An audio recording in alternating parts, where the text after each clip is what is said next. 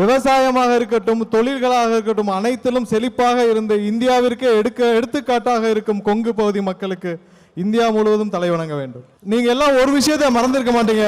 செம்மொழி மாநாடுன்னு ஒன்று போட்டாங்க, மறந்திருக்க மாட்டீங்க.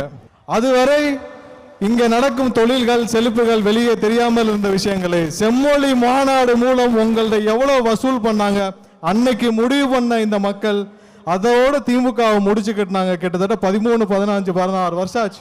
செம்மொழி மாநாடு வரைக்குமாவது ஏதோ அங்க ஒன்று இங்க ஒன்றுமாக திமுக வந்து கொண்டிருந்தது.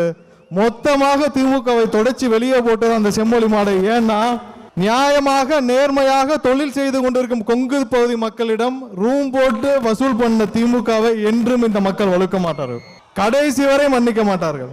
ஒரு விஷயத்தை பார்த்தீங்களா, இங்க பல அமைச்சர்கள் இருக்காங்க கொங்கு செய்தில. இந்த அமைச்சர்களுக்கெல்லாம் கொடுக்கப்பட்ட துறை என்ன? ஒன்று டாஸ்மார்க், இல்லைன்னா வேற துறை. தொழில்களில் சிறந்து வழங்கும் கொங்கு பகுதி மக்களுக்கு தொழில்துறையில் ஒரு அமைச்சர் ஏன் கொடுக்கவில்லை என்பது இந்த பகுதியில் பல மக்களுக்கான கேள்வி.